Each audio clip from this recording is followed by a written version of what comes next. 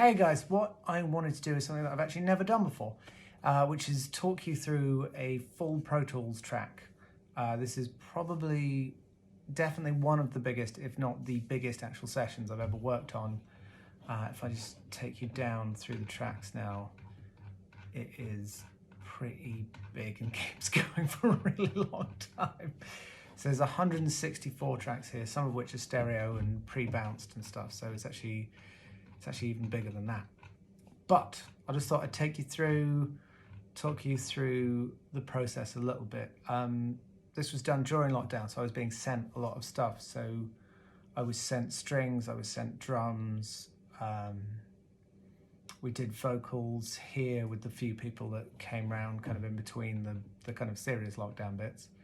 But I record a lot, like the vocals are done here, all the guitars are done here, pianos are done here, and a lot of instruments which a lot of people probably assume are samples are actually things that I've got lying around that I played in, so I'll talk you through that as well. But going down to channel 124, which you just need to find, which is the guitar. So if we start here, so if I solo these, this is how the track starts.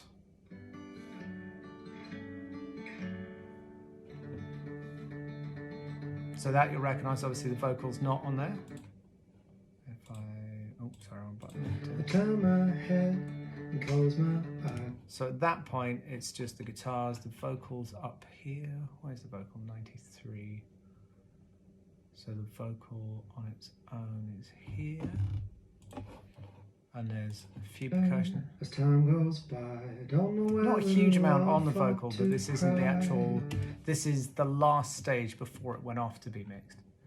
So if I go up to where percussive stuff is, oh, there's all the strings.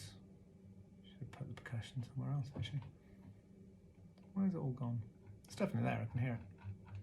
Hang on a sec. Might be at the bottom. Yes, here it is. So what's this? As time goes by, so there's these little noises. There's loads of those. These are programmed by an amazing drummer who I've had the pleasure of working with a couple of times. Endless little touches of details. To cry, I turn my head and close my eyes, 'cause it's easy to distance. So now we're coming up to the first chorus. Now a lot happens on that first downbeat. I will play some of it. So there's all the vocals.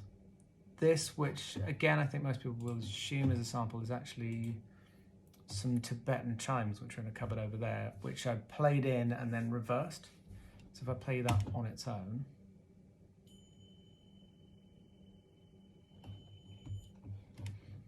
which just happened to be in the right key, I didn't tune it, it just worked.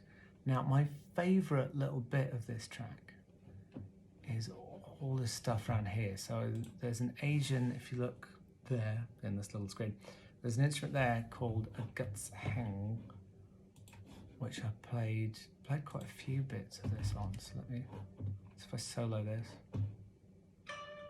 all these kind of, so if you hear these, so you get the reverse cymbal into that noise. It's just a really nice little accent. Now, another thing that's pretty cool, I'm not going to linger on absolutely everything, but this is actually it's a synth that's on my phone, and it's a little singing robot called Bebop. But check out this noise, it's so cool. So you slide up and down with your thumb.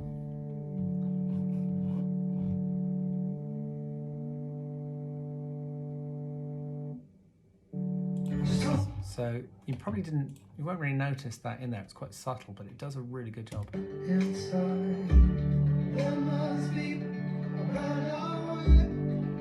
Just gets that rise in there.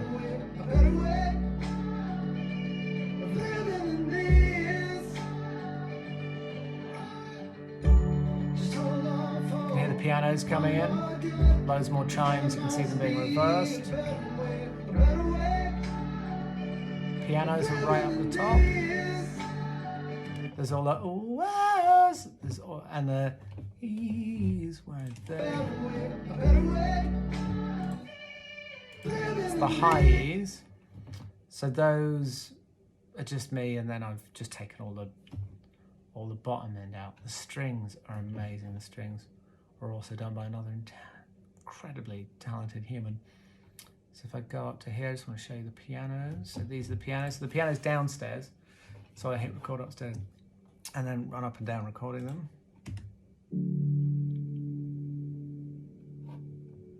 There's also a filter running across, which you can see. I also edited some of them so they kind of pulsate.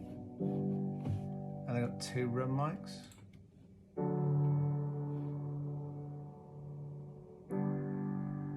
And there's all kinds of different basses.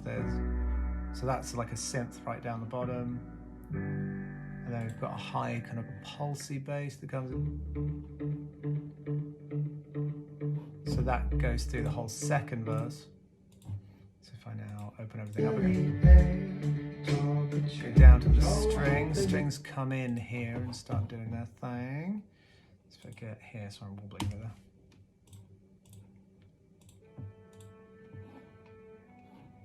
So this is all the string. So they're in the middle there. Start there and build into the second chorus.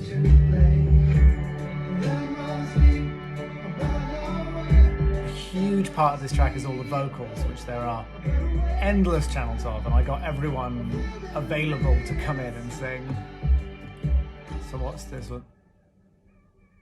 Oh, that's the octave. There's a chipmunk in there. Just helps the vocal come through. So there's obviously all the oh-ahs. So they're here. Loads of those. Got everyone to do those. Then there's an octave up on those as well.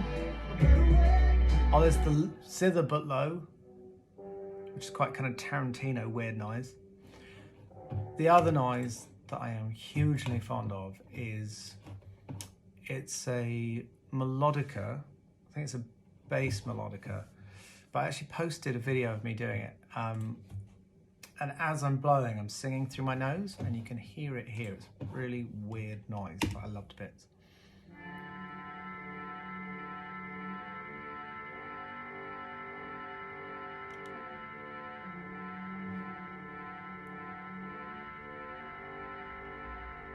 So you're kind of, I'm just trying to think if I've got it. Hang on, give me 2 seconds. It might be in this box. If it's not, it's in my cupboard.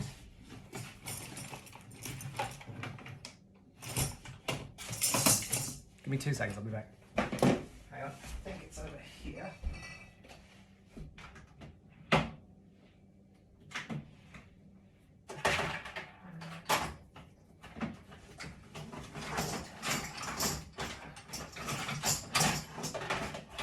think it was this one. So this is a Suzuki Melodian Bez 24. What key are we in? So you blow and hum at the same time. What was it? Probably did it like this.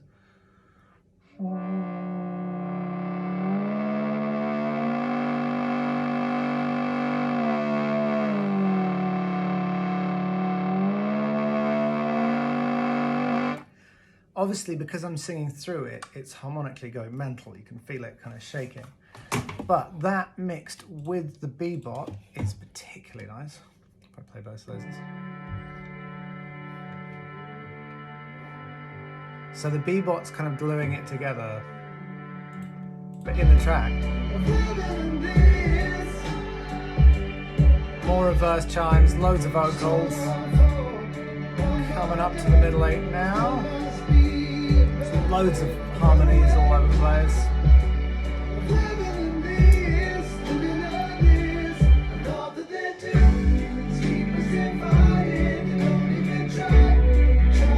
It's kind of a Beatles guitar that comes in here.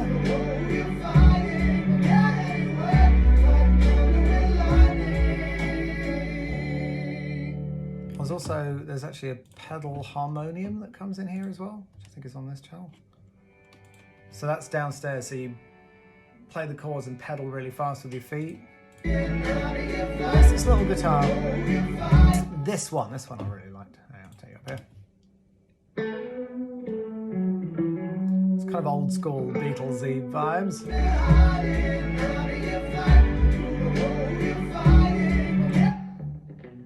Bass is chugging away now. There's nothing left to decide. Nothing can stand in our way. You can hear the zither poking through there.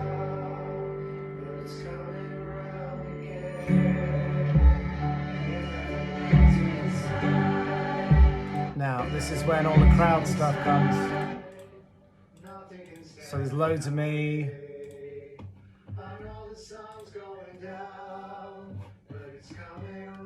Every girl I know I got to sing. If I was going to solo all the vocals. There's another big batch.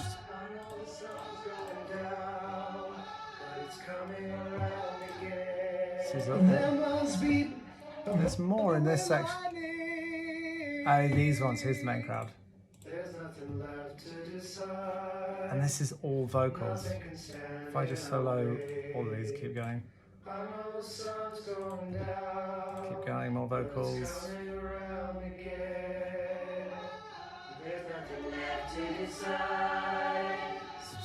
Loads of them.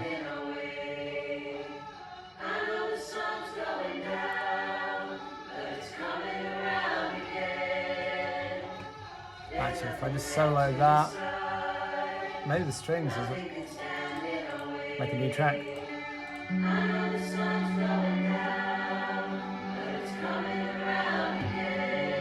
There must be a better way. There must be a better way. A better way of living than this. Just hold on for. It's all the strings. 'Cause there must be a better way. A better way.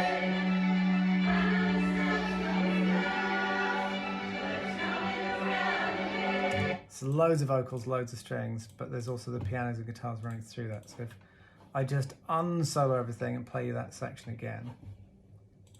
Also, if you want me to do more of these, everything since, pretty much since album 3 has been done, not on this computer, but on this drive. So I have access to everything. If you want me to talk you through any tracks that you find particularly interesting from a production point of view. So if I go through and hear all of this very slowly, takes a long time. Okay, and then play that bit again.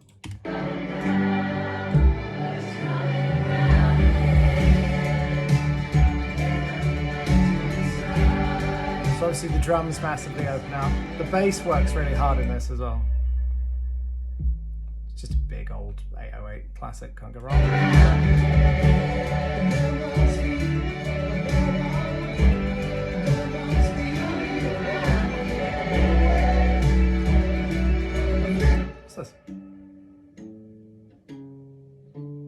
Tracks always have bits like that you never really thought you'd end up adding, but they just add something, just make things work a bit better. Apparently there's a coffee tin. What's the coffee tin doing? Let's listen to the coffee tin quickly. There it is. It's tiny. Tiny drum. Egg. There's always an egg. Some hi-hats. Snares, and there's always loads of layers of drums on pretty much everything you ever hear. So what are these ones? Cymbals, claps, yeah, little. But yeah, probably took maybe 4 months to get this track right. Took a really long time. It's quite interesting going back through it. Kind of a little glitchy hi-hat, it's got a little skip to it.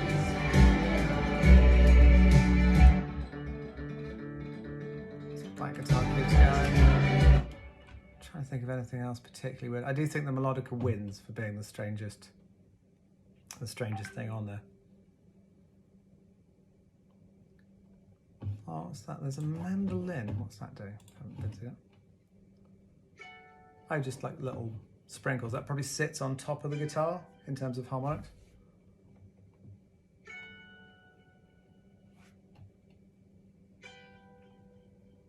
That is about it. The track is available on all good streaming sites. If you want to hear it finished, then just type it into pretty much anything because it is very easy to find. Maybe put a link underneath here as well to all the big ones. But thank you for watching and take care. That is the process, I guess. It's weird, I never really think about how long things actually take. But it starts from, yeah, lay down a guitar part, get a tempo, and then obviously getting everything in took a long time. If there's any questions, I'll be in comments underneath here and I'll talk you through anything that I didn't hear. I didn't really talk you through effects that much because I figure that's a bit niche. Oh, there's a Nashville guitar. So that's the guitar with the, so it's all the strings tuned up. So it's really high. It's really jangly.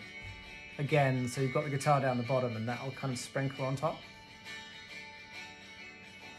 That's a synth.